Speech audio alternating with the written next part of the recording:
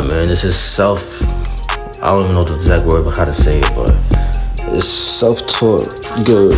For me, drawing hands, I know it's difficult for a lot of people to draw hands, fingers, things like that. But you feel me? Like all the other videos that I dropped, hands part 1, hands part 2, and this is part 3, you gotta simplify it. You can slow down the video if you have to, because I kind of fast forwarded a lot. This video was actually probably like 10-15 minutes long, but I like fast forwarding videos to get to the point. But slow it down if you feel me, if it's too fast for you. Try to copy what I do. It's literally just shapes. Literally like the palm of the hands, literally is just a square. It's some curves to it, some details, some structures to it. It's literally just lines. Like you see again, I'm drawing a palm, but instead of palm doing like the hands down, like as you can see, it's a square. I'm drawing fingers. Fingers are like sticks. Literally, sticks. Certain sticks could bend, but fingers are joints. There's joints in them that could.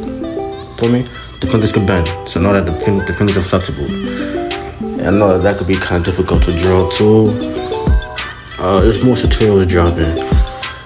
I have a few like head tutorial, body tutorial, I believe. I have a feet tutorial dropping.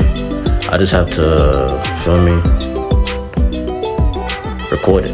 Well, I actually have to record, but I'd have to put my audio in it, put my voice in it, edit it. I'm not gonna edit it too much, but edit it to where y'all get the gist of the idea of what I'm trying to deliver to y'all.